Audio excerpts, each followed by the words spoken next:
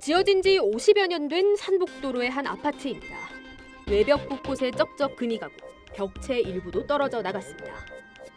재난위험시설 D등급, 시설물 추락 경고문이 상황의 심각성을 전합니다.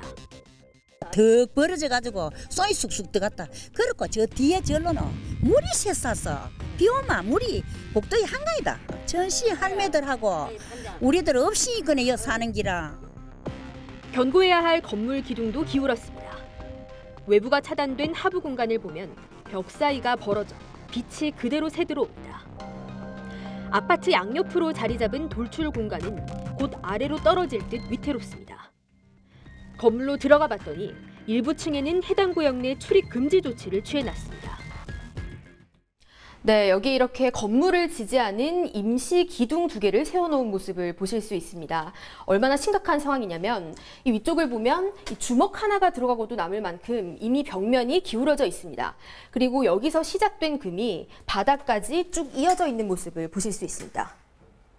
그냥 사각으로 있는 게 이리 버려진 것 같으면 이거는 바로 사람이 밀어보면 바로 넘어지는 거예요. 이건 언제 사람이 이거 무너져갖고 인명이 사상자가 많이 납니다. 이거는. 집 안도 상황은 마찬가지입니다.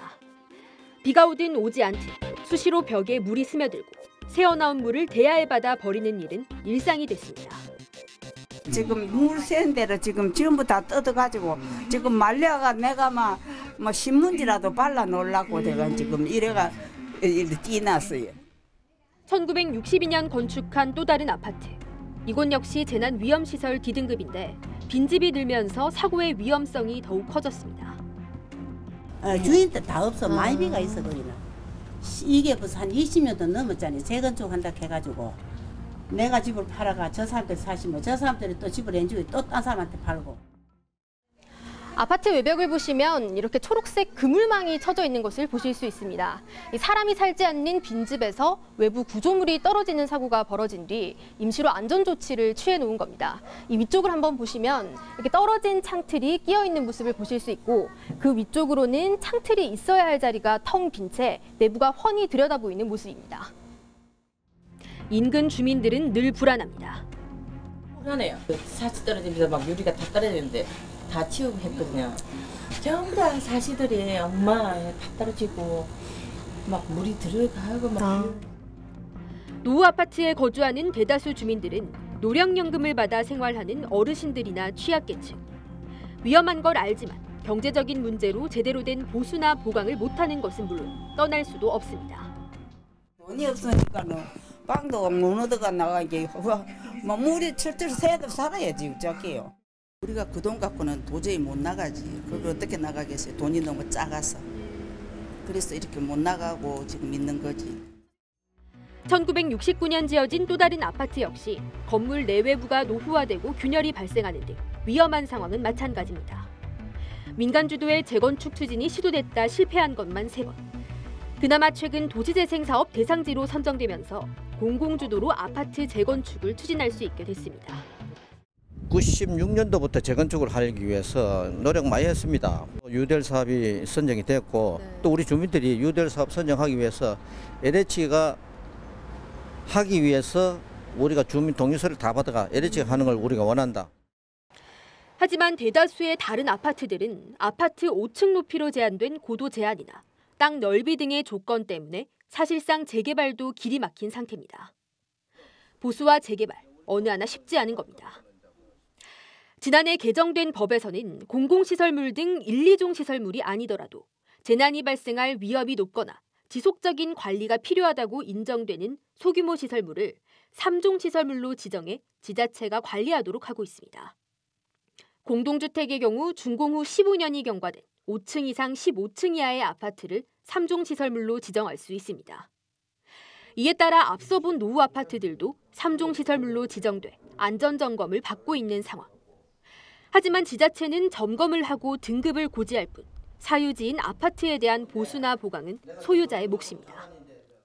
어떤 보수 보강의 지원이라든지 이런 거는 법률상 규정된 바가 없고 시대법에서 제3지역으로 지정이 됐을 때는 유지관리 계획과 안전점검까지만 이제 구청에서 하고요. 보수보강은 그 관리 주체라고 그러죠. 거기서 하셔야 되는 게 맞는 거고요. 법률 규정이 일단은 지원에 대한 부분은 없어요.